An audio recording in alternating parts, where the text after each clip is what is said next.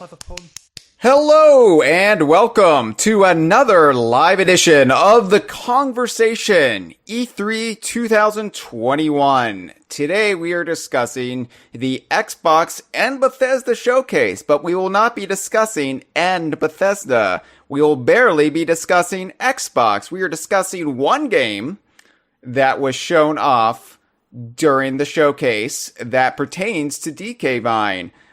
And that game is Sea of Thieves, which we didn't think we were going to see much of at this day. I was wrong. Who's with me on this live edition, this live podcast? Announce yourselves. I'm Jeff, and I'm the one that is Jeff. I'm Cameron, and I'm the one that's not Jeff. And I'm Hyle, as I mentioned. So where do we even start with this? I'm looking at the thumbnail, the YouTube art for this, and I guess Twitch art in this case for our episode, and I'm just like, what? How did we get here? So for starters, I did not see a bear during my bear hike, and I feel like I let the community down. I got up there, right, and it was about. Got up there probably around 8 in the morning, and it had been raining for 3 days, and the rain was just tapering off when I got up there. The forest was drenched in fog, and I felt like I was in a really low-rent N64 game, and I was more worried about dinosaurs than I was seeing bears, honestly, but I hiked for several hours, saw some deer, saw one squirrel, but the bears seemed to be hunkered down. I saw bear prints, and, I was like, ooh, bear prints. But those bear prints, given how muddy it was, could have been there for hours or even days. So there was no tracking them and going to their lair. So if the Donkey Kong game isn't announced on Tuesday, that's my fault. I'm sorry. I let you all down. But that being said, we do have stuff from the Xbox showcase to discuss. And remember on our E3 preview on Friday when I said I doubted we would see anything from Sea of Thieves unless there was like some sort of big update or big new region of the game or something like that. And funny thing, we saw something from Sea of Thieves and it was all of that, I guess, and more. It was the announcement for a new set of tall tales, 5 tall tales, called Sea of Thieves: A Pirate's Life, with a familiar logo and font for a pirate's life. So a little backstory about me really quick, and I'm sorry to bore everyone, but I need to really get this off my chest before I continue. In college, I had a, let's say, romantic flame, and she was obsessed with the Pirates of the Caribbean movies. So now the shattered, painful remnants of my love life are DKU. So thank you, Rare. Thank you for that.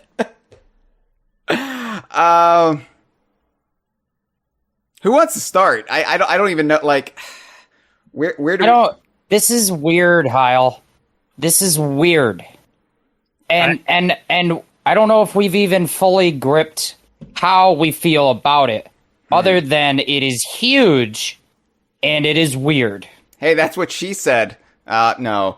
Okay. I like it, but I feel like I don't know how to broach this because I feel like it's as if we've been told to record a podcast for a show that covers completely different subject matter. Right. Yeah, as far as crossovers go, it's not the weirdest crossover, but it's weird for us, I would say. It's weird for, I guess, this subset of the DK Vine staff, Kongversation host. I don't know how you want to parse it out, but it's a logical crossover that's still utterly alien to us at the same time. And all I'll say about this in the preamble is that we in retrospect, should have realized this was coming, or a potential for it was coming. Because, and I guess I can talk about this a little openly now. Back at E3 2019, we overheard some Rare staffers talking about having a meeting with Disney. And we didn't talk about it because it was information we were not supposed to hear. And so it's just like, okay, but, we were discussing off stream in our private time, like what that could entail. And I don't know how any of us failed to land on this. Like, we were thinking, maybe Rare wanted to bring one of their properties to Disney, but it was vice versa. It was Disney bringing one of their properties to Rare. And so, yeah, it's a full-fledged crossover with the Pirates of the Caribbean franchise, which, is not really as huge and robust as it was in the early to mid-aughts. The cultural kind of footprint of it has lessened, like those bear footprints I found when I was hiking, but it's still a big deal. It's still something that is like getting all of the headlines right now, and it's amazing the amount of people who are excited about this. I just in the last couple of hours alone, I've seen so many comments. Oh, I guess I need to play Sea of Thieves now, as if like the only thing stopping them was a major Disney crossover.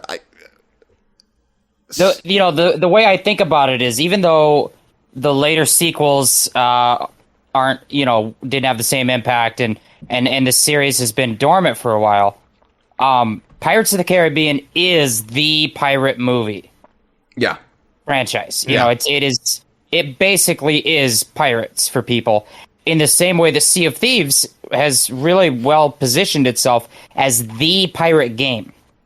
Yeah, especially when, its potentially closest rival from Ubisoft, Skull and Bones, has just kind of faded into like the ether. We don't know where it is or where development is on it, but we haven't seen anything from it for years. So yeah, Sea of Thieves really has positioned itself in the last 3 years, has a dedicated player base that's growing every year, and, not being a Pirates of the Caribbean... 20 million players. Yeah, not being a Pirates of the Caribbean fan, or really an aficionado of anything Disney outside of their acquired properties like Marvel and Star Wars, I didn't pick up on the song at the beginning, the musical cues, all the little hints that says, hey, this is going to be Pirates of the Caribbean in Sea of Thieves. I looked back at that trailer and I'm like almost like embarrassed how like extremely obvious it was. Like I said this story before, but I had watched that trailer in the opening with the narration and thinking, oh, it's cool that it sounds like Rare cast Naomi Harris, who played Tia Dalma in Pirates of the Caribbean, in a very similar part. And then I saw The Dog with the Key, and I realized,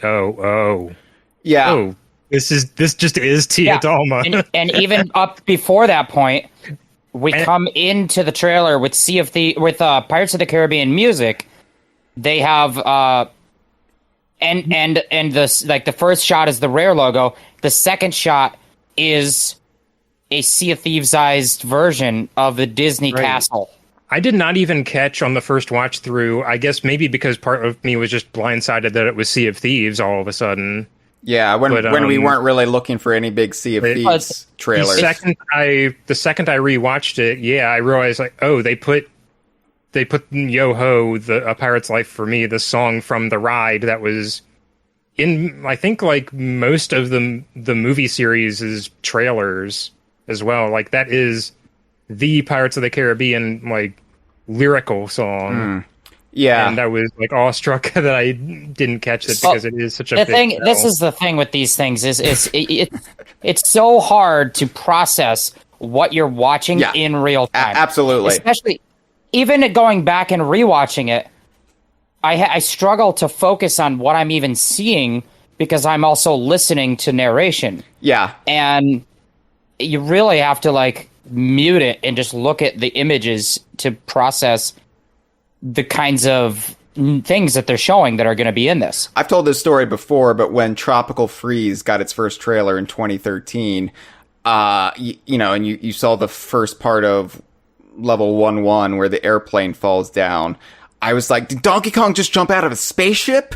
Because your brain really can't keep up with what it's seeing. You're just seeing new visuals from this property that you know by heart.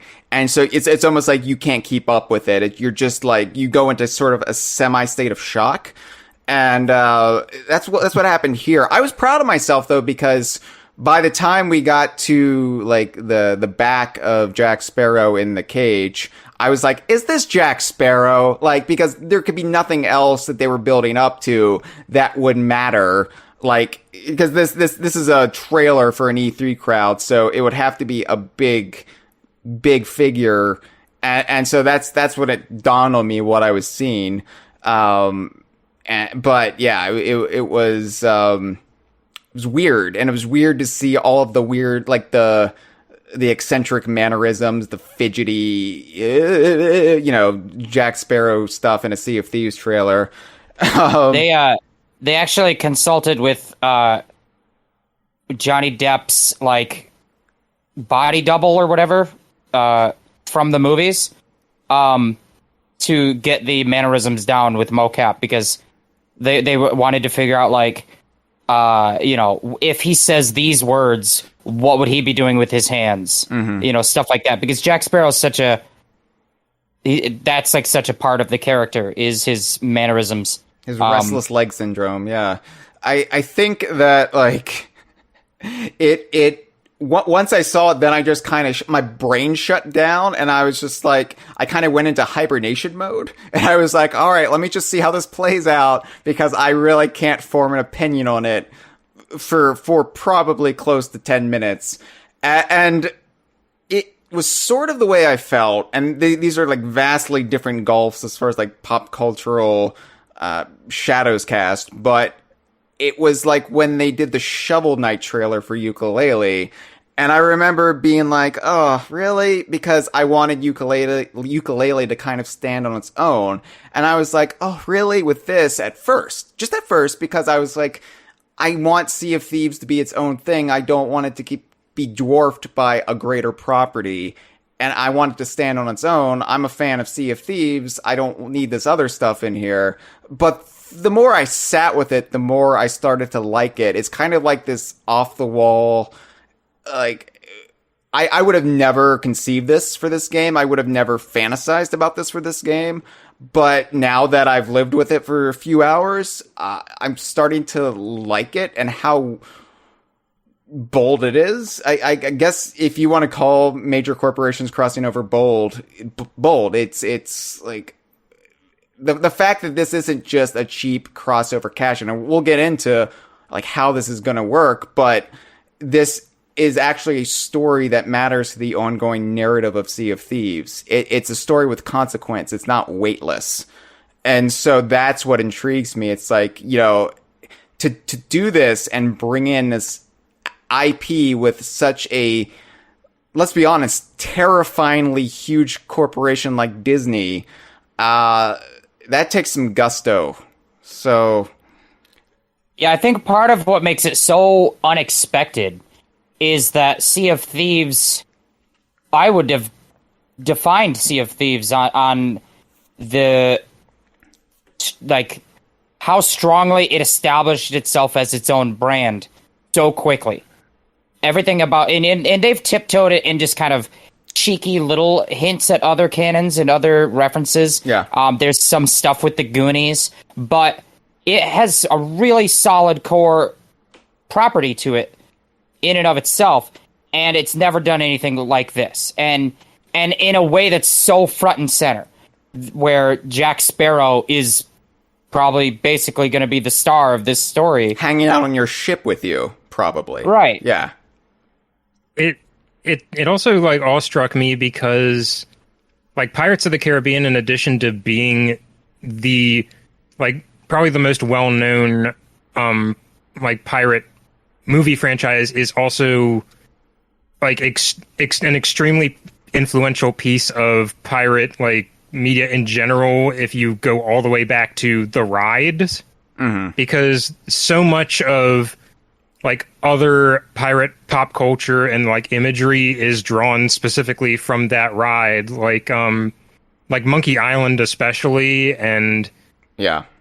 like that image, that those callbacks and like the echoes of things that have been established from Pirates of the Caribbean, the ride, Pirates of the Caribbean, the movies, like that DNA has, I think, bled into Sea of Thieves itself. So this does create like a bit of a snake eating its own tail scenario. Well, yeah, And that was part of why I like wouldn't have in my wildest dreams expected this to happen. A big thing is, and I'm going to be rewatching all the movies now, because this is basically going to act as a sequel to the movies in some fashion, and I need to make sure that I, have it all fresh in my mind. But one of the things that I was struck by the last time I watched the movies was how much it seems like Sea of Thieves has cribbed from Pirates of the Caribbean. Sure. It just like directly. There's so many things they're like so on the nose with how they inspired Sea of Thieves. Well, and that's the point I wanted to bring up, because Sea of Thieves to me has been kind of a melding of different aspects of pirates in pop culture, and like, as the basis you get just like the rare pirates, which have always been a thing in rare games, but then it really does draw heavily on two properties: the Goonies, that's the spirit of adventure in the Goonies and a lot of the iconography, and then Pirates of the Caribbean, which really introduced to a lot of people this concept of pirates less as like seafaring criminals who are treated as the villains, and more pirates can also be the protagonist. Pirates can be dashing. I guess Errol Flynn maybe had a little bit of this, but less so like weirdo, antiquated people, and more like pirates as rock stars, kind of Johnny Depp's portrayal. And I'd say maybe similar to how like Indiana Jones kind of repackages a lot of like old adventure serial imagery in a way that's like more accessible to a modern audience. And then Donkey Kong Country repackaged Indiana Jones. Absolutely. I agree, Cameron. A big thing too, in terms of how Pirates of the Caribbean has influenced Sea of Thieves and other pirate media, is how much right out of the gate Pirates of the Caribbean is a fantasy movie. It is not a grounded in reality pirate film. There's a Kraken, there's skeleton people, and Jeff, I don't know what reality you live in, but it sounds boring. Well, I'm just saying, if you compare it to pirate media up to that point, stuff like the various adaptations of Treasure Island, there was the Cutthroat Island. Sorry, I just remembered. Wasn't there a Virtual Boy Cutthroat Island game? Was there? No, you're thinking of Waterworld. Was it Waterworld? Right? I think there was going to be a Virtual Boy Cutthroat. I don't remember, but I remember Cutthroat Island being in Nintendo Power around the same time as Donkey Kong Country 2, and just laughing. and a lot of those, you get the tropes of, we have a map and we have to solve some riddles and there's booby traps and that kind of Indiana Jones thing. But a lot of the pirate movies, they're still grounded in like just real life logic, and there's no magic.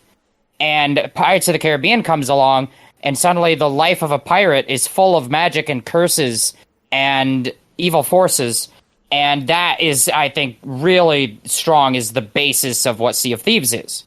Yeah, when I went to Rare in 2016, I got to watch the sizzle reel they put together for Microsoft, then Microsoft Studios, when they were pitching the game to them. And so they used a lot of clips from different pirate media to kind of get across the game they were trying to make. And a lot of it was Pirates of the Caribbean. So this does feel like a natural melding. But it's like it's just weird directly bringing in one of your major influences into the canon. That doesn't happen often. That's what's so bewildering about all of this, especially with Sea of Thieves, which is so much a part of Rare's games, so many of their games have Sea of Thieves as either a sequel or a prequel, going back to Arthur Pendragon. So now here comes Jack Sparrow and all of these Disney characters. It's crazy. It's just crazy. We make a joke that, all of video games share a multiverse now, but we're getting to the point where all of pop culture shares a multiverse. Yeah, and can we just talk for a second about trying to process what even is this gonna be while you're watching this? Because, they build up to the Jack Sparrow moment, but even that, it's hard to comprehend, especially when, like we said, you can't process what is happening. But you don't know to what extent is this crossover? Is this just some kind of fun little thing, and maybe you could get a Jack Sparrow skin for your character to wear for money, bullshit like that, and then you get a skin, and then you get a skeleton, and a skeleton can run around. Yay! That would be great if the skeleton curse left behind extra skins, and you could just find the skins. I guess that might be what the pirate appearance potion is. It's you just wear somebody else's skin. Yeah, but when you go, I went from thinking, oh, is this going to be a really little thing, to thinking so much of what we're seeing is brand new.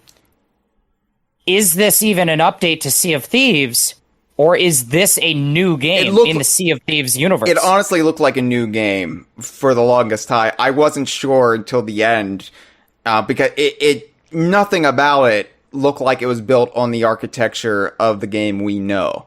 I mean, that's an exaggeration, but you know what I mean? Like, we are seeing locations and physics that we have never seen in Sea of Thieves before. It's really the experience of... I find this so hard to talk about because this trailer is kind of just a rapid-fire new thing, really big new thing, like thrown after you one at the other. And like any one of the things like revealed in this trailer would have been huge Sea of Thieves news, and it's just an entire egg carton of them. That the way that and if you're coming at this as a Disney fan or as a Pirates of the Caribbean specific fan, that's the headline. That's Jack Sparrow is the headline. But for me, who's so deeply versed in Sea of Thieves fandom, as like the fan of the game and its universe and its and its gameplay and all of that, this would be gigantic if you stripped the Pirates of the Caribbean IP out of it. Oh yeah, this would be a gigantic bit of news for Sea of Thieves. This looks like the biggest update since the anniversary update. It absolutely is 100%. Going to be when it launches. And so I guess then that just brings us into discussing what is this? Well, we know it's 5 new Tall Tales. Because Mike Chapman did an interview. It was with TheVerge.com. What? I don't know if Mike Chapman also... You said Variety earlier, but maybe he did one with Variety too? Yeah, the one I saw was Variety. Okay, so he's just hitting all the V's. But not Vanity Fair. But, it's... I'm looking at it right now. It's on Variety.com, and in big capital letters, they say exclusive. Oh, well, then Verge just stole Variety's reporting. Excuse me. 5 new Tall Tales, and how that works, we're not exactly sure. The way the other Tall Tales work is you find the starting point in the Sea of Thieves, and you all vote on the Tall Tale as a crew, and then the Tall Tale starts, and that opens up things for you. But so I think, for people who are coming new to Sea of Thieves to this conversation, a Tall Tale is Sea of Thieves' version of a story mission. Mm-hmm. A story-based, narrative-focused mission that will involve puzzles and dungeons and boss fights and things of that nature. But they happen in the shared multiplayer world of Sea of Thieves. So you find an NPC that has the option next to them to say, hey, I want to go on this adventure. And then you do that, and then you go do that adventure in the shared world of the game. But with this new thing, they showed so many new locations that aren't on the Sea of Thieves map. Yeah. That it makes you wonder, how are we gonna get there? Well, I think I recognize, because I've seen the first Pirates of the Caribbean movie a couple of times. The sequels are where my knowledge just kind of dry up because I haven't seen them.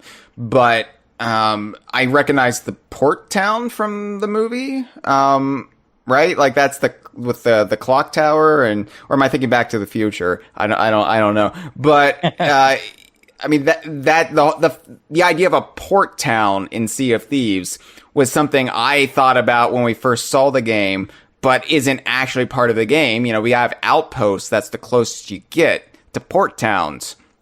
And in the expanded universe, you know, we see characters in port towns before they go out to the Sea of Thieves. But that's a design decision too. Yeah. Is that they want the world to feel like the Wild West, like that this is a place that is barely settled. Yeah. So you have outposts, but you don't have bustling port towns. Yeah, this is, I think, the first time we've seen like non-ancient structures built out of something other than discarded ship parts. Yeah, right. Yeah, it's weird to see stone structures that aren't, built like as ancient ruins, and you know that really like begs the question: how does this not break the game? Like this takes us out of the Sea of Thieves, right? But there might be a mechanic that allows us to maybe not leave the Sea of Thieves, but have adventures like removed from it from within, if that makes any sense. Because like a separate, so kind of like the maiden voyage you launch into separately. Yeah, so it's been presented to us as you have to rescue Jack Sparrow from the Sea of the Damned, which hews closely to, you know, the plot of the movies, or the original trilogy at least. But the Sea of the Damned, of course, is a frequented location in Sea of Thieves. It's where you go when you die, and then you have to wait on the Ferry of the Damned until you come back. There was a moment in this trailer that kind of like hammered home like how kind of cool this crossover is going to be because of that sort of contrast between Sea of Thieves and Pirates of the Caribbean, which was the scene of Davy Jones and the Flying Dutchman popping out of the sea. There's a bit of his narration. There's a bit of dialogue from him that I'm just going to read without doing a Bill Nye impression, because I can't do it without. Do it as Bill Nye, the science guy. A world without the eternal abyss is a world that refuses to face the truth. Nothing lasts forever. So, what I mean is, in the context of Pirates of the Caribbean, Davy Jones is like a Grim Reaper type figure. Mm-hmm. And that's contrasted, like he's like feared he's an arbiter of like death and despair. And meanwhile, the Sea of Thieves is a world where death is at least appears to be pretty much a slap on the wrist. He's meaningless. The anti-ferryman. He's the opposite of the ferryman. Yeah, basically. Yeah. So I'm wondering if, like, this starts from the Ferry of the Damned. Like, you can activate the Tall Tale somewhere on the ferry. I mean, I know that you can already do that with one Tall Tale, but I'm wondering if Jack Sparrow is kept on the Ferry of the Damned and we get to finally explore elsewhere on the ship. You know, interestingly, I was watching the trailer a lot of times today, and I'm pretty sure that when the Flying Dutchman pops out and fires on a ship, the ship that's being fired on, I believe, is the Ferry of the Damned. Oh, weird. Because when you look at the bow of the ship, the bowsprit, like the long pointy part, is detached from the ship and floating ghostly. It's not physically attached to the ship. And there's like some black chains and things. And so I think that the figurehead is a unicorn, but I think it is like the black unicorn that is the figurehead of the Ferry of the Damned. So that moment when we could compare the cannons. I didn't look that closely at the cannons. But I'm looking at the ship right now, and I think you're right. It's either the Ferry of the Damned or a very strikingly similar ship, because I do see, like, they show a like shot of it in the distance. You do see like these splinters of disconnected wood just floating right off the surface of it, and the skeletal unicorn figurehead.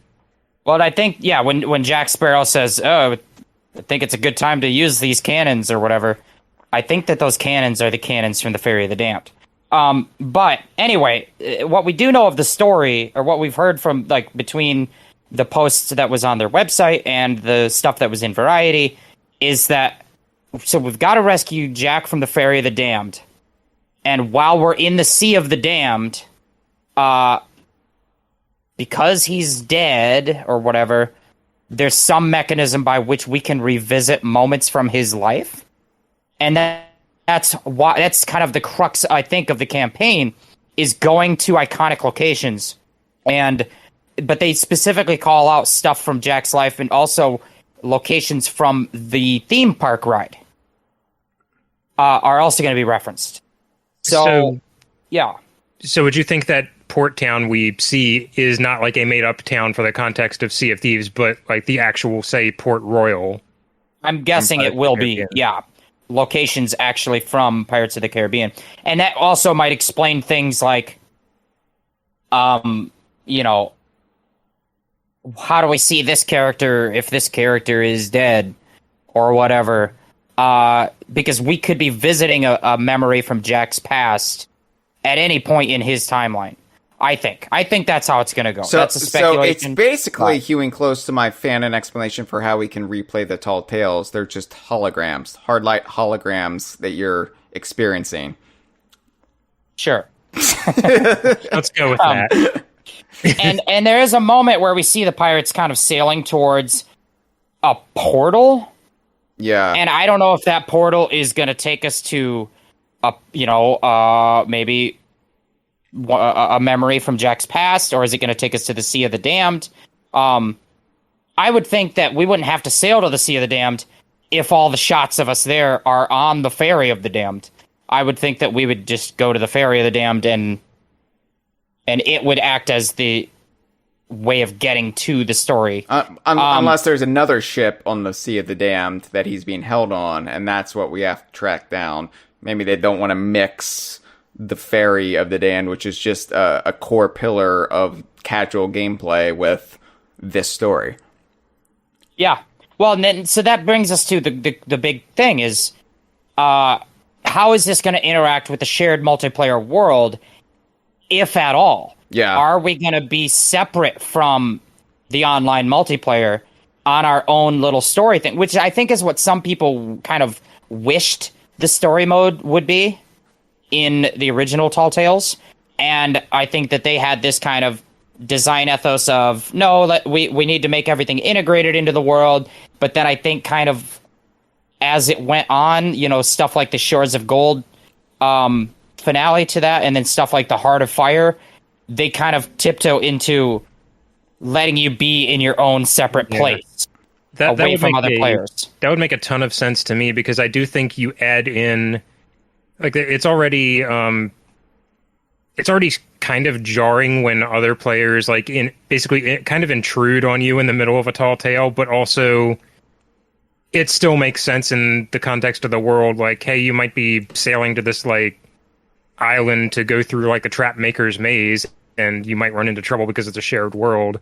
I think in this case it would be a little bit more it would feel a little bit more off to be adventuring with Jack Sparrow and then something happens and your boat sinks because another player decided to get right and I aggressive think with you.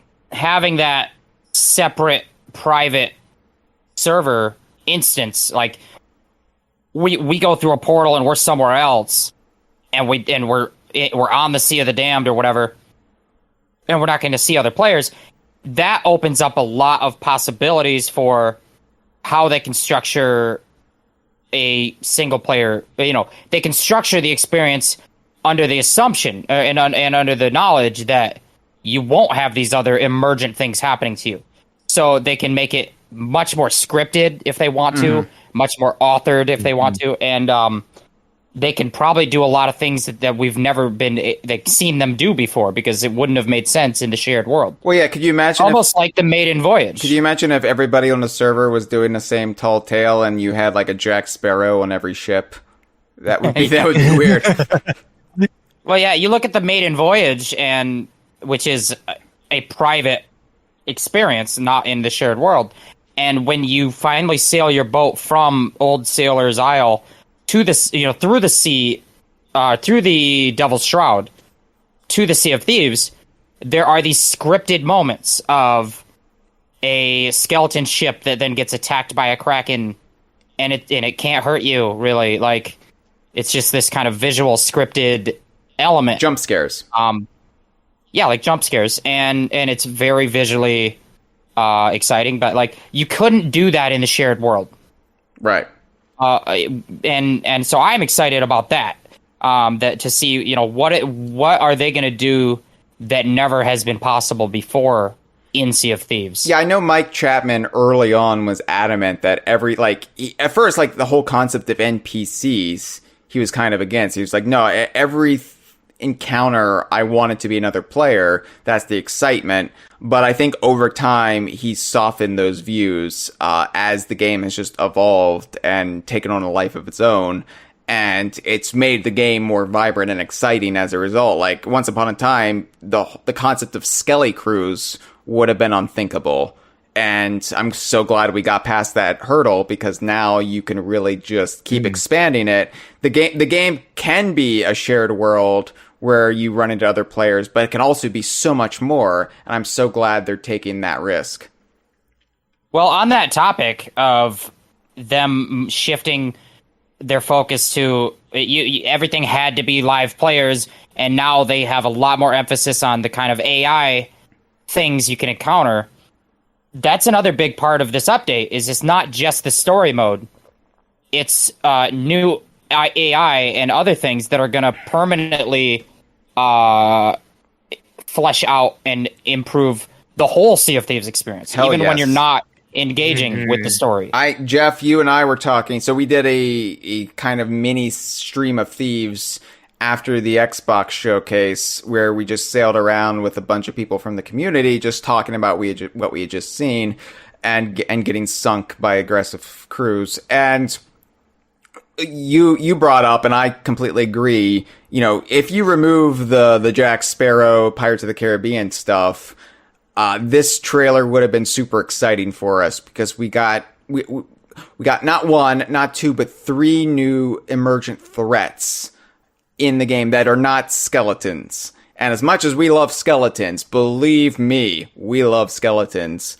It's so refreshing to see things that we have been dreaming about, talking about, going back to E3 2015 when this game was first announced, and now we've got these things coming to the game. Yeah, this is one of those things that's been on the wish list since day one, and it's that in and of itself is any one of these things would have been huge, and we're getting all of them at once. Right, and you play Sea of Thieves, and up to this point, basically every single thing you do in the game is like, oh, go do that thing, and you're going to have to fight some skeletons.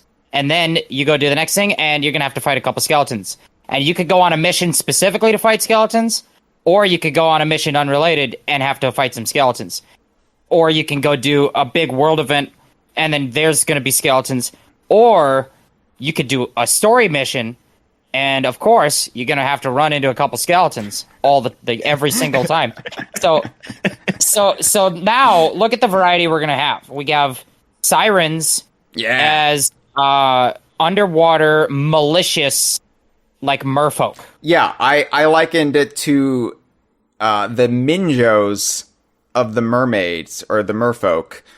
because this is essentially what they are. And we were speculating about sirens, I think, E3 2016, maybe 2015, because there was a siren call at the end of the trailer when you saw the Rare logo, and it was just like, are there going to be sirens in the game?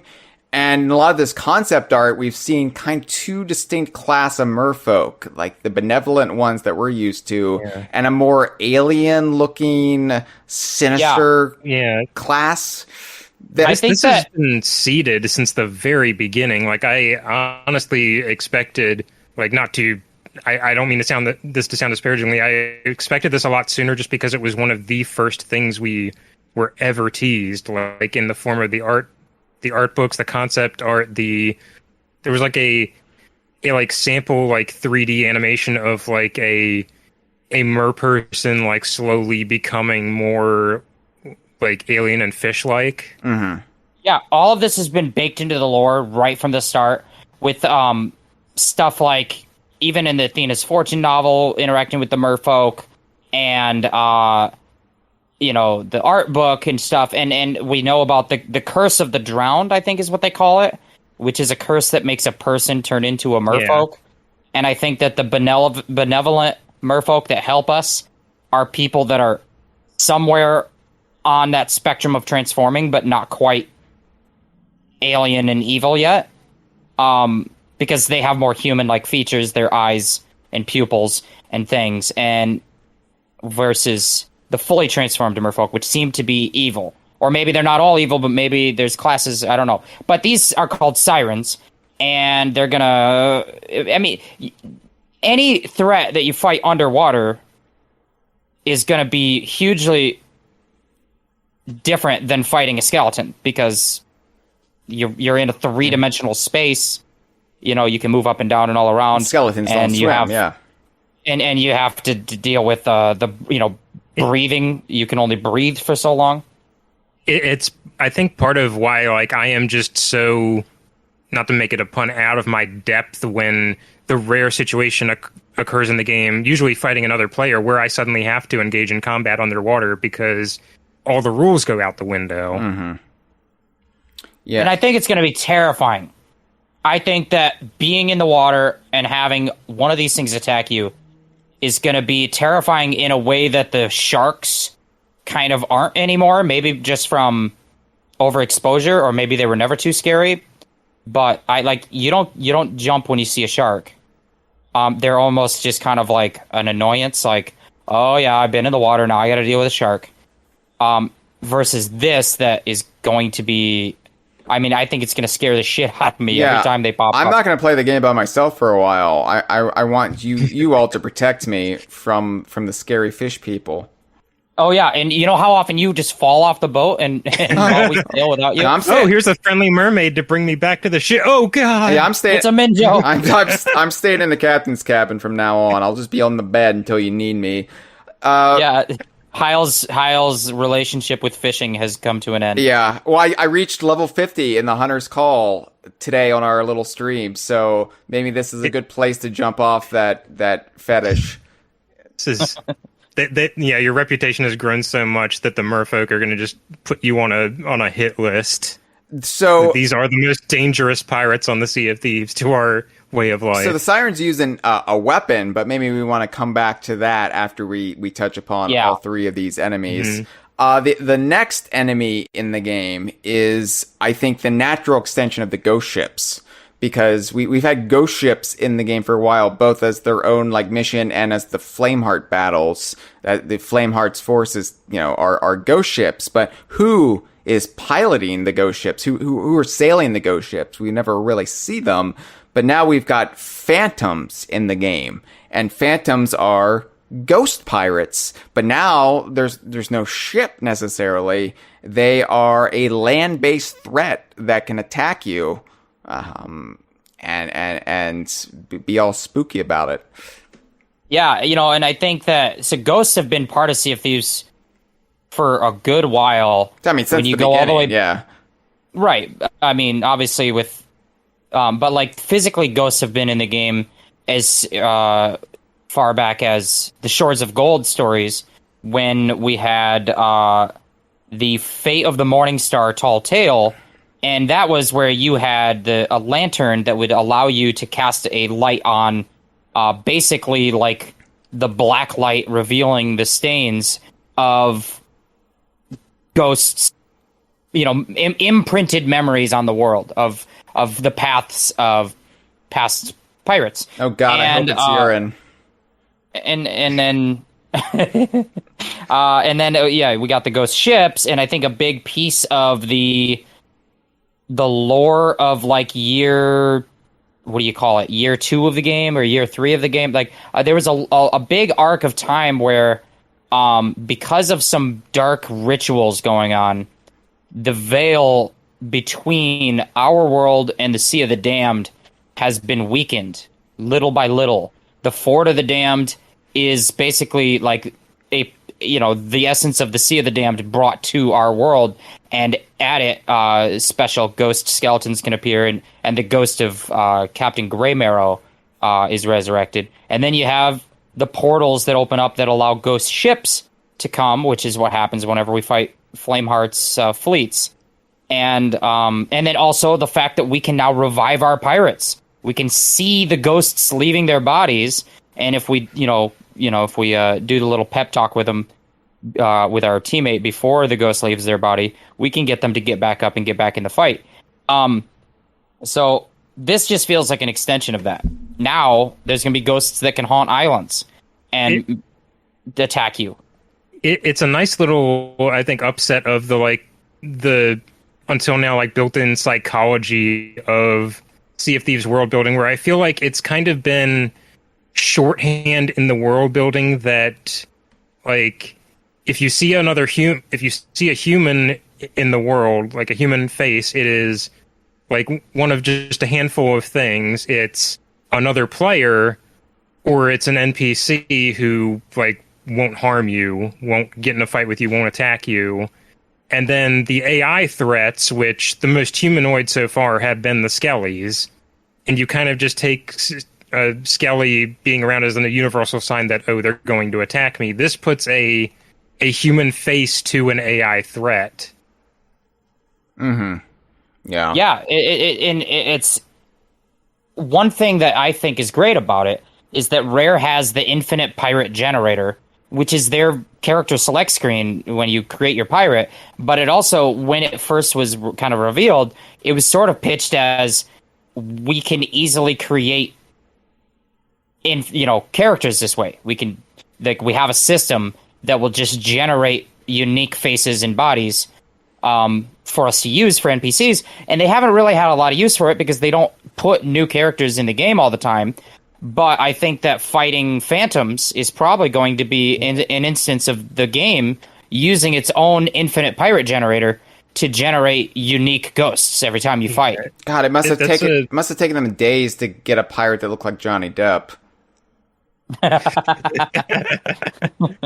He doesn't really look that much like Johnny. I mean, it's all clothes. You don't want to make it look too much like Johnny Depp these days. There's some issues with that apparently, but you got to get it close to the iconography of Jack Sparrow. So it looks like Jack Sparrow more than it looks like Johnny Depp, which is So and then there's one other. They're not even giving us 2 AI threats. They're giving us 3. We went from having basically just skeletons to now we're going to have 4 types of things. And that is the ocean crawlers is what they're calling them. Yeah. And whenever I hear ocean crawlers, I think grapefruit juice or cranberry juice. Yeah. But no, ocean crawlers, they're clam heads. This is weird, right? They're crustacean crab people, but they have clam heads. I mean, it's fitting that this is a Pirates of the Caribbean crossover because they remind me a lot of Davy Jones' crewmates from the second movie, who are all kind of like humans slowly like transforming into these like all manner of nautical creatures. Correct. Yeah, like starfish and like one of them has an eel head. One of them's like more like a crab. Like they're all But Jack Sparrow specifically, when he's given the voiceover, the narration, and it shows these creatures, he says "cursed crews."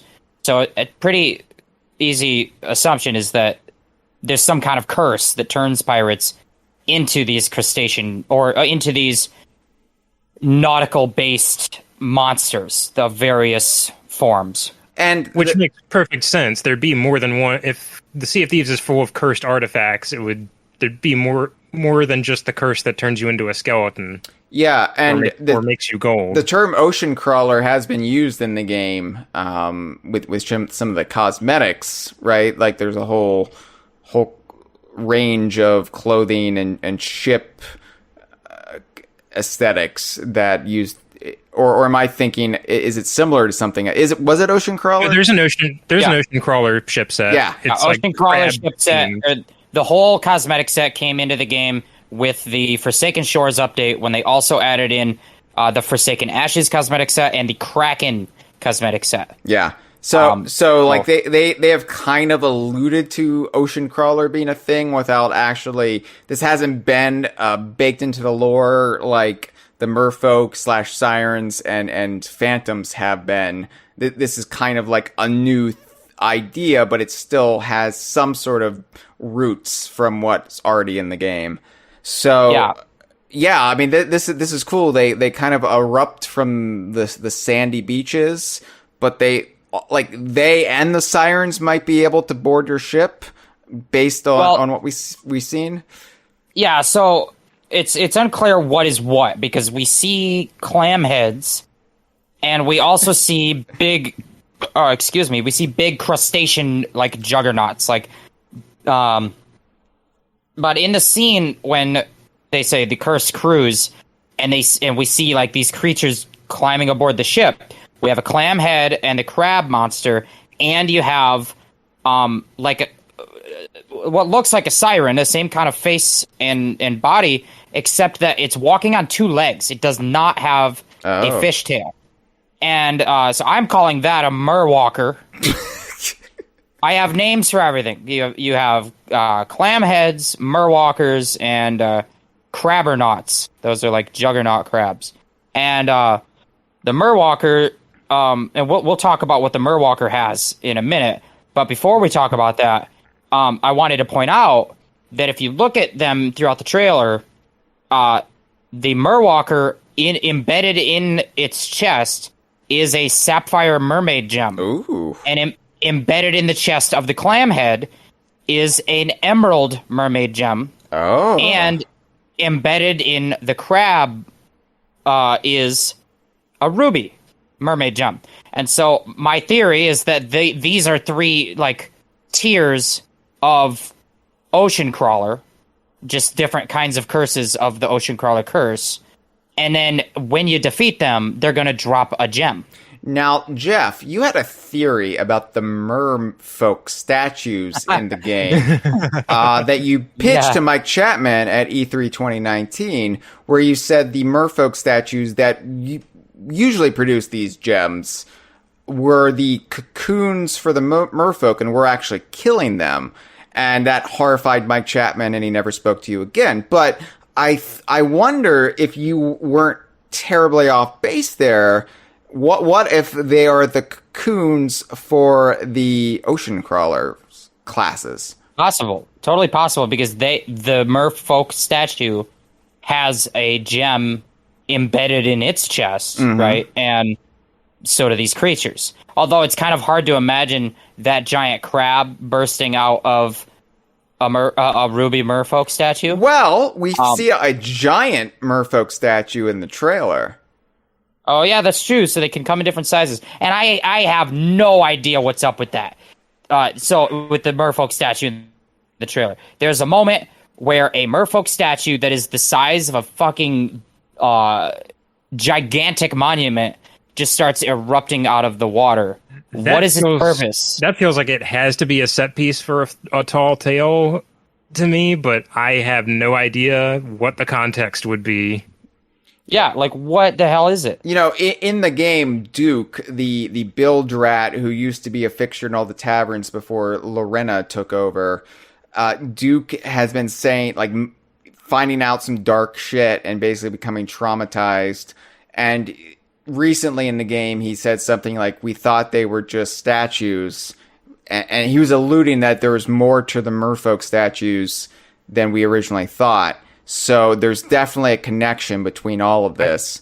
I guess in like, it might not even be like a tall tale thing. It could be a new emergent event where you have to like crack open a giant statue with like your ship. I don't know. That would be sweet. Like maybe. Well, and that brings me back to the thing with the ocean crawlers. We see one erupt from the sand and attack a pirate on a beach, and presumably, unlike skeletons, these things could go in the water. I mean, I don't know, but being able to go from land to water would make sense for an ocean crawler. But the more interesting thing is, it's hard to know if this is just a trailer moment that's not indicative of gameplay, but we see those 3 ocean crawlers that I described climbing aboard the deck of your ship. Yeah. And if there is nothing in Sea of Thieves that does this, except for other players, but like being able to board your ship and your ship, like being attacked by AI on your own ship, your safe has space. Never happened. No, it's your safe space except from other players. So this could potentially completely recontextualize the way you think when you play Sea of Thieves. If these creepy crawlies can climb up and be boogity boogity, and you're like, ah! And that, you know, like, what do you do? Like, you have enough to worry about. Now you have to worry about crab folk? It's like, I'm bailing the water. I'm bailing out the water, guys. Hey, somebody get me a bucket. Oh my god, there's a fucking crab on our boat. Like, this is gonna be crazy. But what I was gonna say was, you know, Cameron mentioned the giant statue. What if that's like an event where everyone around can come and try and crack open the statue? But I think, you know, to add, like, what would the challenge be, other than it just being a piñata, is that the waters could be teeming with crab folk. Ocean crawlers that are going to board your ship while you're doing this stuff. Similarly, there's a moment in the trailer where Davy Jones is standing on the Flying Dutchman, like, and the various ocean crawler creatures are like under his command. They're raising the capstan on the Flying Dutchman. So I could see, like, going back to the earlier part of the trailer where you're getting into a firefight with the Flying Dutchman, maybe you, like, in addition to fighting the Flying Dutchman like you would any, like, a skeleton ship, just a very large, like, dreadnought-sized one, that you also have to contend with being boarded by ocean crawlers, which, and again, it's completely appropriate, that pairing of the ocean crawlers with him, considering what all of his crew are like in the movies. Yeah, I am so excited to find out more about the how that's going to work. It's just it's weird to me because, you know, you mentioned the Flying Dutchman, and the Flying Dutchman outside of Pirates of the Caribbean is a legendary ghost ship in actual seafaring lore. So it's weird that it's actually in Sea of Thieves, but in the Pirates of the Caribbean context. It's hard for me to wrap my head around that. Yeah, I cannot wait to do some fucking SpongeBob memes about this. The Flying Dutchman is a character on SpongeBob, on a ghost ship. But yeah, you know, the thing about the ocean crawlers is that I have no idea how they work. Whereas I think the sirens and the phantoms are kind of straightforward. Like, you're gonna fight a siren underwater. It's gonna swim around you. You got to slash at it, shoot at it. And the phantoms are just like land-based threats. We have skeletons already, although the phantoms can teleport, we see. So that's going to change up. You know, maybe they're just really speedy and slashy, unlike a skeleton. But, you know, I don't know what the ocean crawlers do. I do know that they have some kind of weapon in their hands. Yeah. Crack that whip, Jeff. Da-na-na-na-na. Da-na-na-na-na. Electric eels are in the game now, but they're used as whips. Yeah. Oh my god, if they don't let us use the whips, I'm gonna be a sad lad, because we don't see a pirate hold a whip. We only see the ocean crawler Murwalker hold the whip. Yeah, but what if you can defeat them and then you can pick up the whips and then what if there's like a Devo emote in the game then? Oh, I would love that. I want the Devo outfit. Give me the hat. All right. Yeah, but so Gibbon brought up the really Gibbon good is screaming point. at us right now. White lanterns in all caps in our Yeah, I was just going to say it, Gibbon. I was just going to say it. Gibbon had the really smart idea that being killed by a electric eel whip, it would probably give you the white lantern of fate from the Fairy of the Damned. So they have the lanterns of fate that you can color. You can change the color of your lantern to cast a different color depending on the way that you died. So if you die by fire, you can get red, and if you die by a shark bite, you can get blue. That kind of thing. And white is for being struck by lightning and killed by the lightning. The problem with that is that you have to be in a storm. You have to get struck by lightning when you're close enough to dying, and then you have to hope that the lightning kills you in one shot instead of the fire that it sets you on. And then you get killed by fire, and you get the red flame instead of the white flame. But having an electric whip would act the same as lightning. So that'd be awesome. I wonder, too, if you could sell the eels to the Hunter's Call, if that would be like a new class of fish.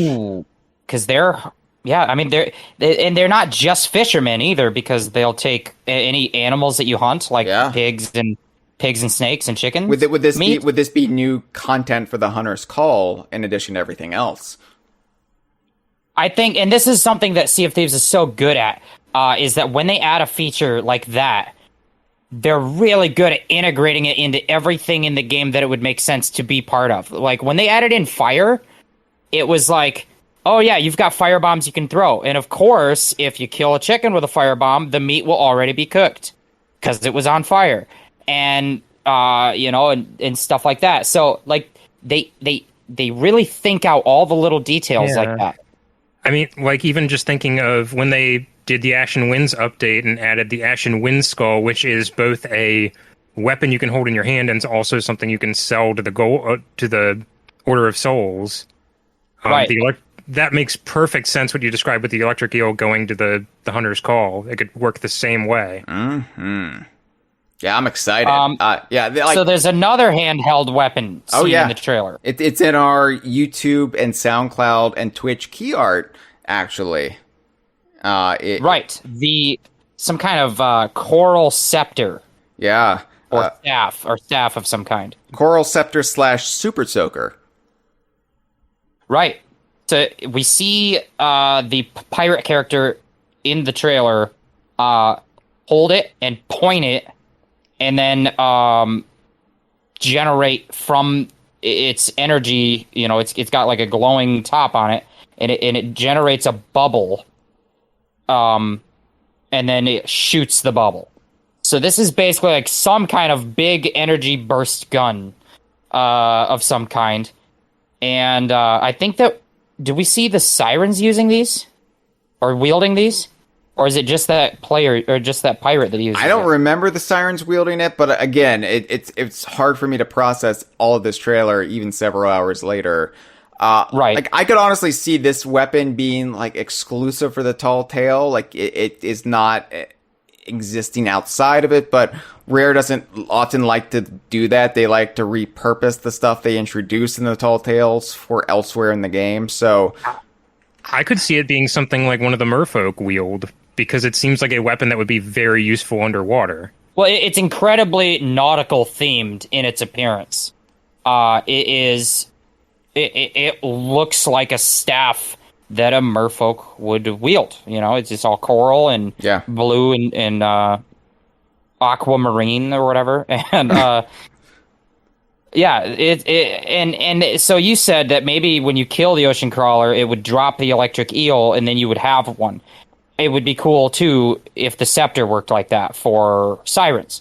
But either way, you know, this one explicitly is wielded by a pirate. So we know we're going to be able to use these, unlike the eel, which we don't know for sure if we're going to be able to use the eel We better use the eel. Yeah. So I mean, this just like gonna change the game so much. All these things, maybe not. I don't know about the weapons. I don't know about the scepter and the whip. But the enemies, like, this is just crazy game-changing stuff. You know, the thing I love about Sea of Thieves. What did I say? Sea of Thor? What the? I'm already That's getting the next Disney property. I'm already Disney bought your brain. I'm getting assimilated by Disney. Help me! Oh my god! I'm gonna wake up in the morning. Oh. I'm gonna wake up in the morning and they own DK Vine, and I'm like, how did that happen?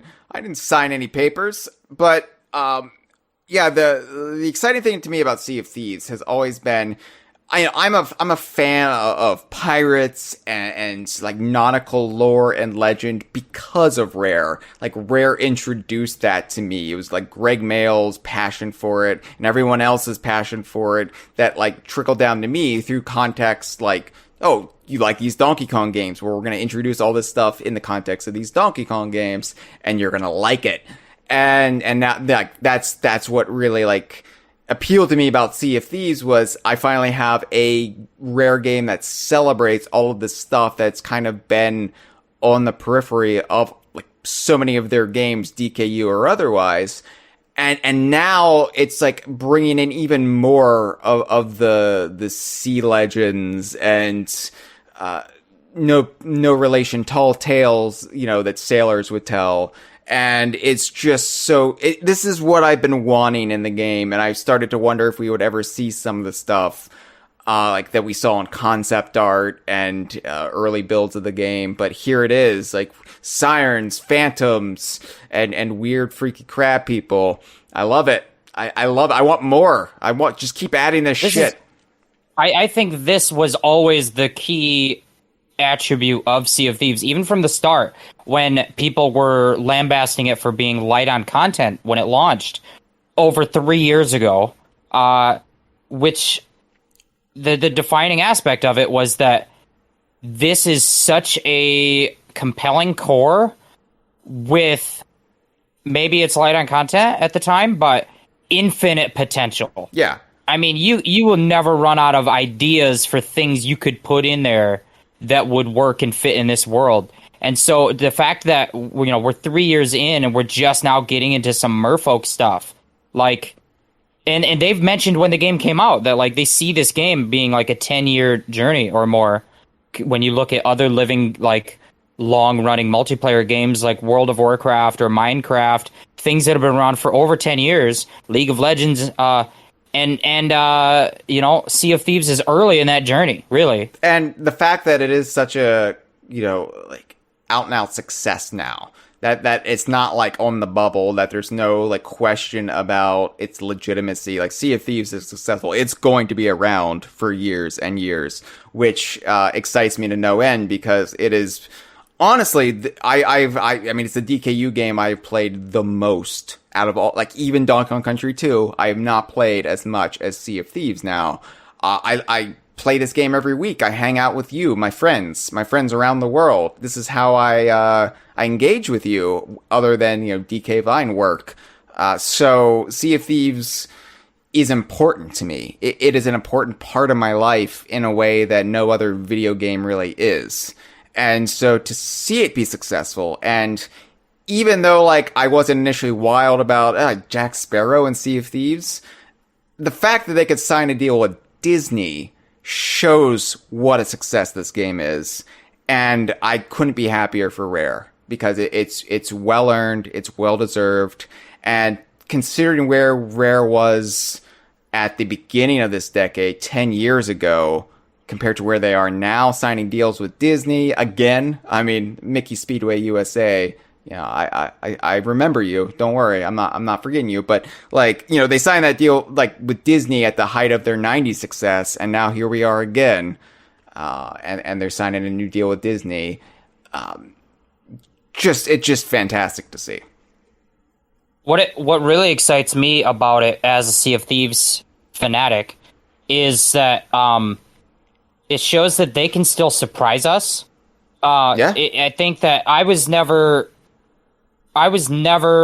not hopeful about the direction of the game. I was never like worried, you know, that they were done doing big stuff, but you could get that impression over the past year, or maybe just from like the season model that they recently adopted, that Sea of Thieves is maybe winding down the big stuff and moving into becoming this kind of just perpetual motion machine. Yeah. Of just keeping it running, incremental updates, keep the microtransaction shop stocked up fresh all the time, and it's just this perpetual motion. You know, they built the engine and now they just can let it hum for a while. But no, in fact, they've spent the past year, better, you know, more than a year, it's all during mostly, I think, basically all of it working from home,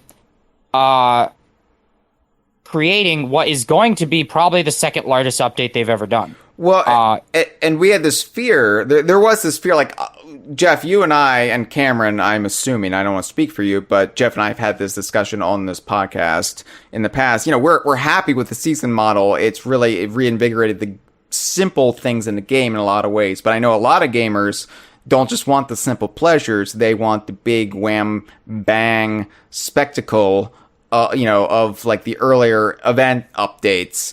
And there was this fear that the Tall Tales were essentially being abandoned. There would be no more new Tall Tales because we haven't had one since, Heart of Fire? Yeah. So it's been like 18 months or something like that. I was at the very least like very scared that they had hit like a massive development speed bump with them, because it looked like the momentum of Tall Tales was kicking back up when we kind of started the like Flameheart saga that is the first two Tall Tales of like post anniversary update, and then it just kind of ceased after that. And obviously I thought, well, it's just COVID screwed everything up. It's, you know, but I was worried that the train, I think, a little bit worried about the train not getting back on the rails in time enough to, like, for that momentum to be maintained. But now I kind of see this and then think, oh, no, the train was going the entire time. Yeah, I think COVID definitely probably slowed things down, but also, let's be honest, and I don't want to speak for anybody, but dealing with a corporation like Disney, I'm sure there's a lot of tightrope walking, and that probably slowed things down to get this set of, 5 Tall Tales at once. I'm sure that kind of slowed things down too. So when you add a worldwide pandemic and one of the biggest multinational entertainment conglomerates, the largest multinational entertainment conglomerate, when you add those two factors in, it makes complete sense why we haven't had anything since Heart of Fire. Especially since, like, this is two entities that are being very, very careful with their IP. Like, even just like Sea of Thieves itself is a really cautiously, meticulously managed world. Mm-hmm. With, like, you can tell behind the scenes, they're just a litany of very hardline internal rules about what you do and do not do in this universe. Apparently adding TT to Sea of Thieves is one of them. Don't do it. Don't do it. Don't make Hyle happy.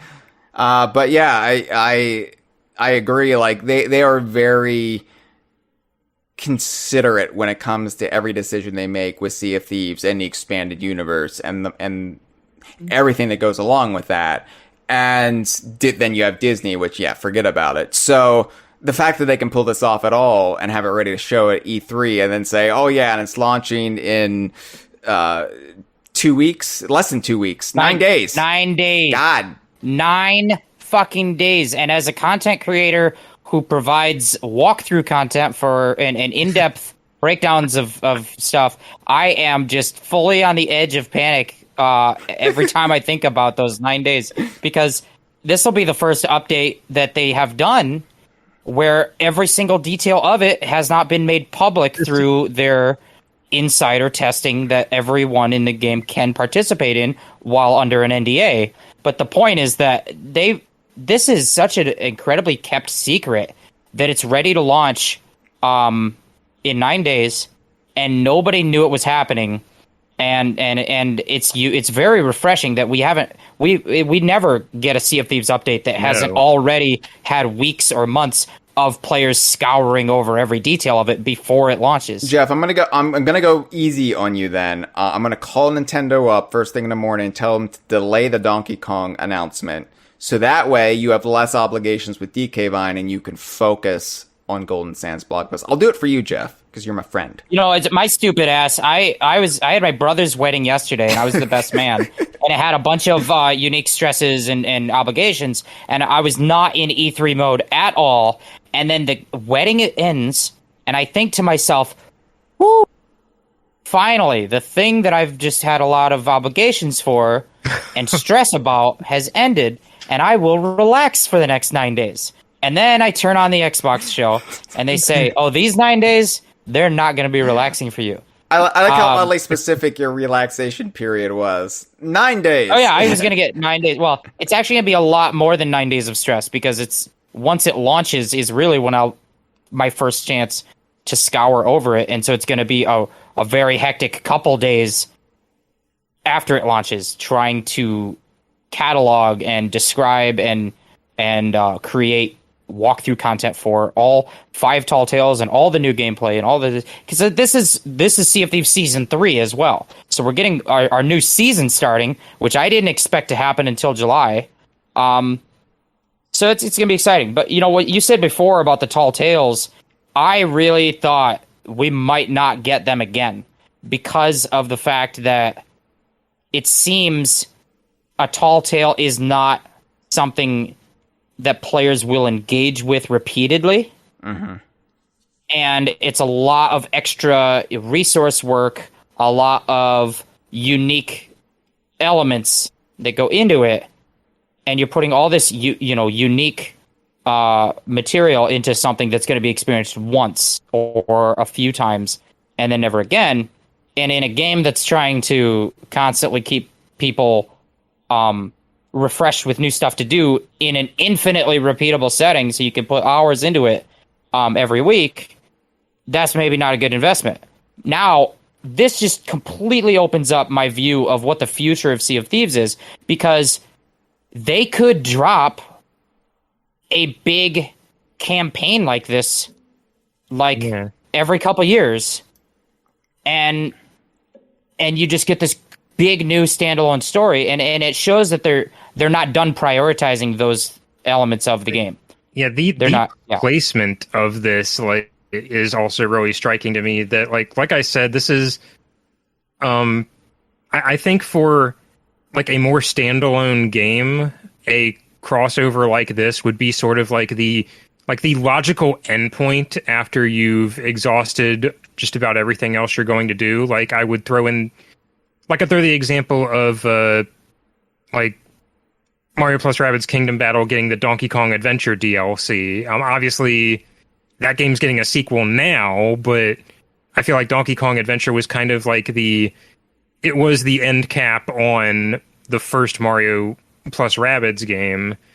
In the context of Sea of Thieves, this is a giant big deal crossover with a crap ton of content, and it's happening in the middle of the ongoing Flameheart saga. Yeah, I mean, and there are things that we know that are still coming to Sea of Thieves that still aren't here yet, and it's shown we've hit this, and we're nowhere near the end. It's wild. I know games like Fortnite do these crossovers all the time. Like, hey, here's Batman. Batman's in Fortnite, everyone. Silly little Batman getting his Fortniting in. But the way they're doing this is so much more satisfying than the crossovers in Fortnite, where you can just have a skin on your character and you can say, "Hey, I'm that guy from The Walking Dead now, and I can do the floss dance." Right. And that's the kind of thinking that made me so for leading up to this, I would have thought, if you told me this was something that Sea of Thieves could do, I would have thought no way. It's just not that kind of game. The world's just not built to facilitate that. If you bring in an outside property and like it will break down the walls of Sea of Thieves universe in a way that makes it feel a lot more like flimsy and malleable, and this kind of really doesn't. Well, and I think there's more. They molded these two together in a way that feels like very respectful to both. There's more we're going to learn, obviously, in the next 9 days and beyond about this deal and how they're taking pains to, because that's something we were able to glean from what we heard today. Is they are taking great care in making sure that this doesn't break the Sea of Thieves universe, nor does it do any harm to the Pirates brand. Whatever you say about that, but that's what I'm really curious to see. Like this, it is a delicate tightrope, but so far so good. I would say once the shock wears off of seeing them do it at all, the audacity of it. Yeah, but there is. Oh, go ahead. Go ahead. Sorry. No, I was just gonna bring up. I was just gonna say it. No, you go. No, you go, Jeff. No, you hang up. No. I insist. All right. There is the fear that tangoing with a company like Disney and bringing content into the game that is owned by Disney, what happens? Like, what does this contract look like? And at what point do we lose this content in an ongoing game like Sea of Thieves? Like, is this going to be time-limited tall tales? Not advertised as such, but in a couple years, is Disney going to be like, okay, we're done. We're done here. And then you can never access this content again. Now, granted, we've had, not tall tales, but we've had events in Sea of Thieves. The early first-year events, were repeatable once you did them, like the stuff Hungering Deep and Captain Warsmith and Curse Sales, that stuff you can't revisit in the game. They've gotten away from that, but now that they're adding Disney-branded stuff, how long can that feasibly be in there? I don't know. Yeah, I would hope, because of the nature of what it is, it's not like in the in-game shop they put in a costume that you can buy, and then Disney can later decide to take away the license, and now they have to delist that item from the shop. It's not like that. Like, the structure of what it is so much more integrally built inside the game that I would hope that and imagine that it's something that's more of an in perpetuity type of thing. Yeah, it's not. So because I guess we'll see. The fact that it's a living game really throws a wrench into like the usual sort of like expiring DLC. Like I think of in other situations where a licensing agreement ran out, it was, well, yeah, you can no longer buy that that product, but if you already bought it, you still have it forever. In a living game like Sea of Thieves, if you say, I don't know, buy Jack Sparrow's compass in the shop, and it's called Jack Sparrow's compass, and the contract's expired. Well, that game is still online. It's like you can't yank that product away from somebody when it still says because it still says Jack Sparrow's compass on it. The only way I would be nervous about this as a possibility is if it comes, and we're going to find out the finer details over the next few days, probably, in terms of like, what is this actually, and how is it going to function, these 5 tall tales. But if it is a fully separate mode that you launch from the main menu, like the Maiden Voyage, then I'm always going to have in the back of my mind that this could be removed. Mm-hmm. If they had to, if there was a licensing issue, if Disney started playing mean. But if it's not, if it's a place you have to go in the world and then travel to the thing, then I don't, if it's integrated in a more direct way, then I don't see how it can be removed. I mean, time will tell. I guess we shouldn't worry about all of this before it's even in the game. I mean, this is just us being dooming and glooming for no. I mean, it's not like we're hitting upon something that probably didn't come up in like meetings between the two. Yeah, I mean, this would be the first because thing you're you worry aware about. this is a reality that can happen. Yeah. So I did want to bring up, like, do we want to talk about the locations we saw in the Pirates of the Caribbean context? Or, like... We did touch on it a little. Yeah. We're going to be visiting the Sea of the Damned, and we're going to be visiting the port town. And there's maybe some locations out of the theme park ride. There was the swamp. There was rowboating up to the swamp house. Yeah, so my theory, well, not theory necessarily, but idea that I passed through my mind was that you could enter this story, so to speak, through the Ferry of the Damned, and then once you're there, that will kind of act like a hub world that will take you to these other worlds, these other, if we're traveling to Jack's memories from his, locations from his past through his afterlife spirit or something like that. I don't know how it's going to work, but it could be something like that. Like maybe if we vote to go on the tail, we could go into the hull of the Ferry of the Damned. Mm-hmm. Because maybe it's like they show them going down in a hole where there's ghosts inside of like cages. Maybe that's in the Ferry of the Damned, and we could go down there and then from there access the launching point for like 5 different tales or something I like that. how Jack Sparrow has become our stop and swap freezer in Donkey Kong's Treehouse. A setting thing that really caught my eye was it's spotlit in the trailer, and there's like artwork spotlighting it, but Davy Jones's organ from Excuse the me? second and third movies. Pipe organ. Oh, no, okay. that sounds just as bad. It's not better. Not better. His instrument. Fuck.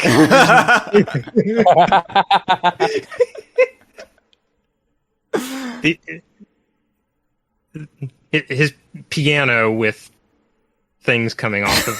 Damn it! All right. Look, you know what I mean, Yeah, right? we do. We're just Okay.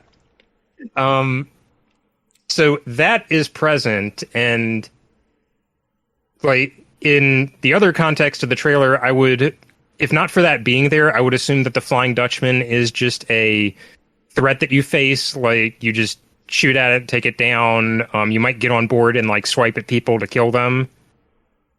But that organ in the context of the Pirates of the Caribbean movies is on the Flying Dutchman. And it's spotlit here in a way that feels more like just a prop. So would there be like maybe this like progression where you fight the Flying Dutchman to a standstill and then get on board and do something with the organ? I don't really know. Yeah, it could be a dungeon in and of itself, a something to explore with the story. I also think that organ is going to be a Goonies reference. In terms of the Tall Tales, to me, are structured around the movie The Goonies. It's very much that kind of taking the clues you have from the paper map and then interacting with the various puzzly set pieces to then progress to the next stop. And The Goonies, I think one of the really recognizable like puzzle set piece moments is the playing the keys on the piano to, I don't remember what happens, like open the door, but like if you play the wrong key, the floor starts to crumble underneath you. I mean, they're just so constant with the Goonies references. I think that's a Goonies reference. They also have the cave water slide that opens into the giant water cavern. Mm. That's the Goonies, all day long. So what happens when Sean Astin meets Orlando Bloom? Do they revert to their Lord of the Rings characters? Oh my god, good point. Because Sean Astin is DKU. Well, he's in the Be More Pirate museum trailer for the launch of Sea of Thieves, where he's reprising his character of Mikey from the Goonies, which firmly sets Sea of Thieves in the Goonies universe. And if that weren't enough, there's also the journal you can find in the world of Sea of Thieves, which mentions that the Inferno has traveled to the Sea of Thieves, which is the name of One-Eyed Willie's ship from the Goonies, the one that's in that big cavern that they take when they fall through the water slide. So, yeah, the Goonies and Sea of Thieves and Pirates of the Caribbean are all in the same universe because everyone is here. It is the Smash Ultimate of Pirates. But another location we didn't mention is Giant Jagged Rock Castle Island that is also kind of the Disney Castle reference at the start of the trailer. Which I think we're going to visit because actually the image on the key art for this episode on Twitch and elsewhere is when we see a pirate with Jack Sparrow down in a coral cave place. And as they're traveling through this coral cave place, there is one of the teleporter mermaid statues, which you can see in the key art right now, right behind them. Those teleporter mermaid statues are where they put these in tall tales when you're traveling through catacombs deep beneath the earth, but they want you to have a way to instantly teleport back to the surface. So in the Heart of Fire and in the Shores of Gold, they have these teleporter mermaid statues.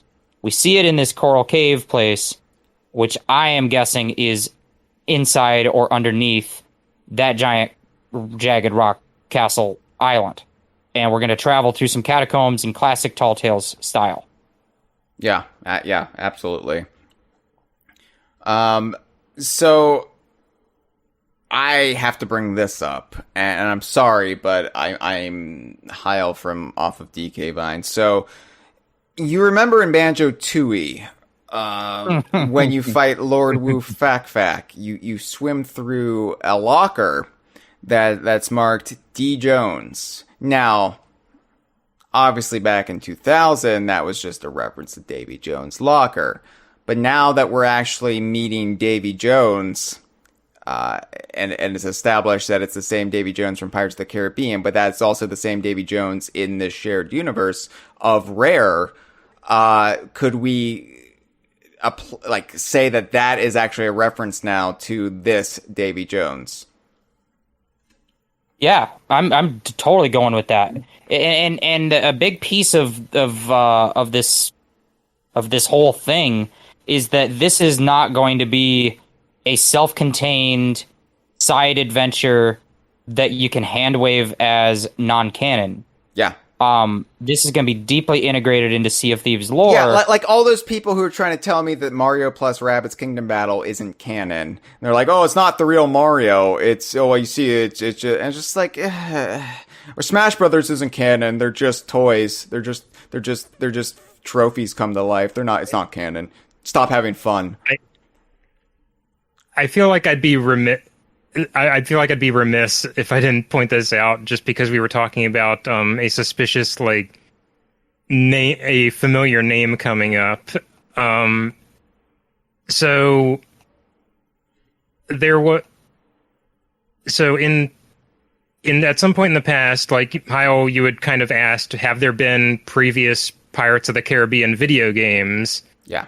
Because people were pestering you, does this make Pirates of the Caribbean DKU? Does this make Jack Sparrow DKU? Is he like a native DKU character now? Because if this, hypothetically, if this was Jack Sparrow's first video game appearance, then we would really have to examine the DKU rules to see if Jack Sparrow would be DKU. Like Ryan Stiles from Whose Line Is It Anyway? Right. He is a DKU native son. So. Right, but obviously the hardline answer is there have been other Pirates of the Caribbean games. He's been, that franchise has brushed against, it's had its own games, it's had appearances in Kingdom Hearts, but one I wanted to mention real quick was Pirates of the Caribbean Online, which was a MMO style game that pirate game, which was hosted from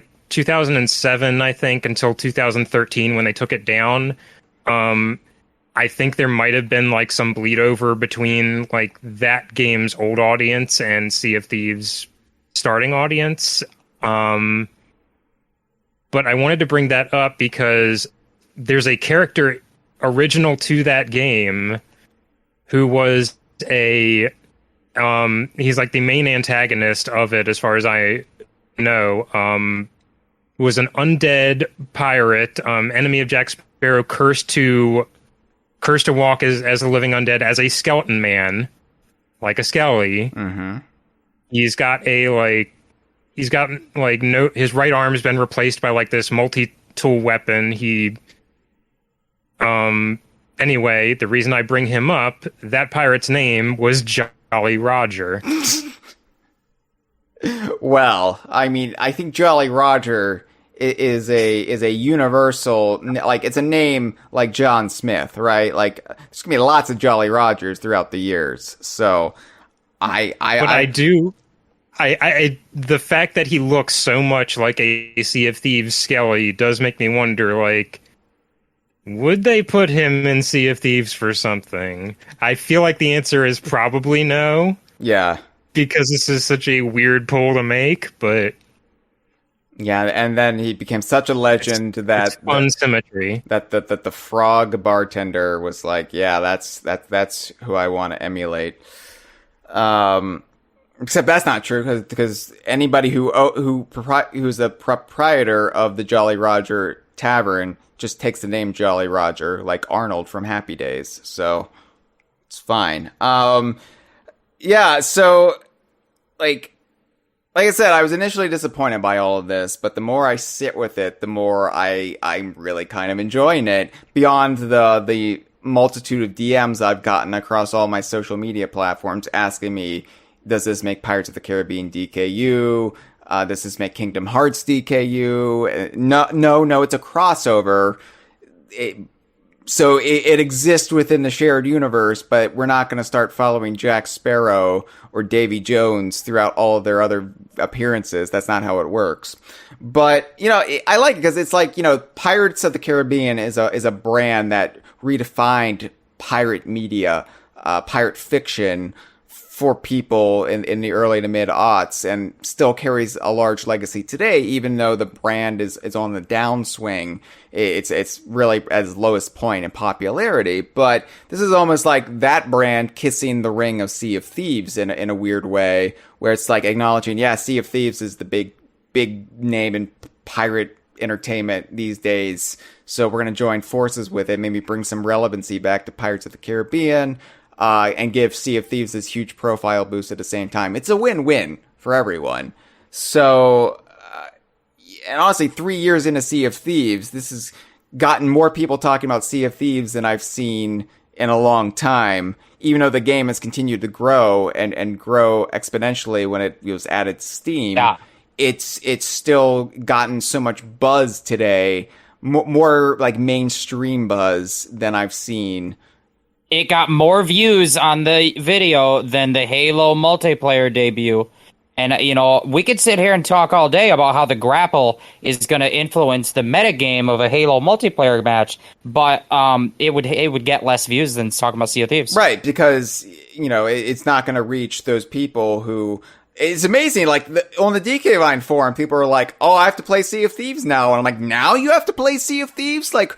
What the fuck? Like we were talking about on our sale about after the showcase, there's fucking Glimmer references in Sea of Thieves, and you can't play Sea of Thieves until they add Jack Sparrow? I mean, sure, I know there's a lot of Disney fans in our community, and also people were messaging me, said, yeah, fuck you, Hyle, because they saw this and they thought it would destroy me or something, and they're like, haha, Disney wins or something, and I'm like, I like this. I'm not against you, but yeah, this is a shot in the arm for Sea of Thieves, and it doesn't even fit. We keep saying that, but it should be noted, like, it doesn't even feel like Sea of Thieves necessarily it doesn't need it. needed It doesn't need a shot in the arm, because it is at the peak of its game right now. And just a couple months ago, I thought Sea of Thieves getting its own official Monopoly license was the biggest thing Sea of Thieves had done. And now look at this shit. Look at and this the shit. thing that for A different me kind that of really monopoly. a different kind of Monopoly. No. The thing about this, if my initial reaction was like, oh, well, I don't know how I feel about that. The thing that quickly won me over is just how, if I think about it for more than a second, I have so much faith in this team to do it right. To do it in a way that isn't going to put me off or make me think that they sold out or any bullshit that people online are going to say. People are stupid. Don't ever read the comments on anything. But, it's just like, after everything they've done, there's no way I don't have faith in this team to deliver this in a way that's respectful to Sea of Thieves, like fans of the Sea of Thieves property in itself. This isn't going to devalue the brand and ruin the lore. Like, they're going to do it in a way that's awesome. Yeah. Because that's all they know how to do. This isn't Pirates of the Caribbean gobbling up Sea of Thieves. This is a partnership that will probably benefit both brands, and then they can continue to exist separately from one another outside of these five tall tales. But this is also going to kickstart a lot of lingering ongoing plots in Sea of Thieves. So this does matter to Sea of Thieves lore. It's not going to be like, oh, and now we're just going to forget that ever happened. That's what's so exciting about a game like Sea of Thieves with this ongoing narrative. It's just wild to me that they're doing this in this way. Like, something that will always matter to Sea of Thieves is, oh, that time Jack Sparrow sailed around with you. That's weird, and I like it. The more I think about it, the more I like it, because it's so. I said bonkers in my tweet advertising this, but it's bonkers. Which is a different Disney property, right? Does Disney own that? I don't know. I was thinking, though.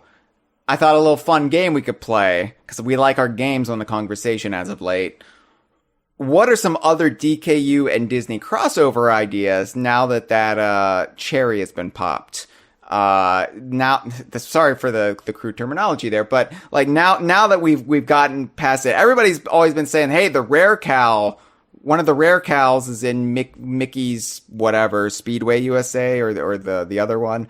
That should be DKU, and fuck you because it isn't. Okay, but now that we actually have a certified DKU Disney crossover, what are some other crossovers we could have? So I've written a few out here. Donkey Kong meets George of the Jungle, self-explanatory.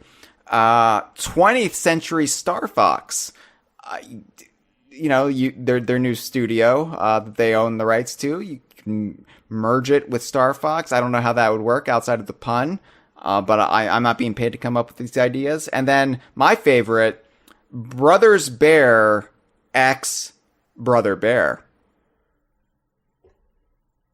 Yeah, I don't know how I can top that pun. I kind of talked about this on the stream, but honestly, like, the very first things I thought of when this happened were, well, you've had Sea of Thieves and Pirates of the Caribbean. Like, you had Sea of Thieves crossover with, like, the marquee pirate property. The thing is, though, like, Disney kind of has, like, a monopoly over a lot of, like, very high-profile pirate-themed media.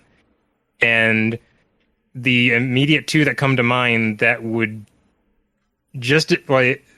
also lend themselves to crossing over with the Sea of Thieves. The absolute readiest for this would be, I think, Monkey Island.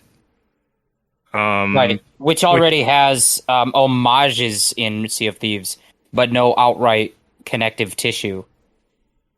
And the other would be Muppet Treasure Island, which also is homaged in Sea of Thieves. Right. And that, I guess, while I'm on that subject, honestly, just mash up the Muppets with literally anything Rare has done, ever. And it would probably work. or not work Muppet in nuts a way and that was bolts. entertaining. It's so stupid, Jeff. No, I think for an earnest response, I Ernest! actually. They own Ernest Saves Christmas. Oh no! Be Yeah. quiet with that. No, I think I never would have considered this before. I never really would have thought about any crossover for Sea of Thieves outside of tiny references. But now that the door is open, there's nothing in my head that stops me from imagining Sea of Thieves visiting Neverland and Captain Hook. I think depending on where this time setting of Peter Pan, maybe you wouldn't have Peter Pan in the story, but like I don't know the biography of Captain Hook, the character, but isn't the whole thing with Neverland is that people there never age, and he's like still around from pirate times?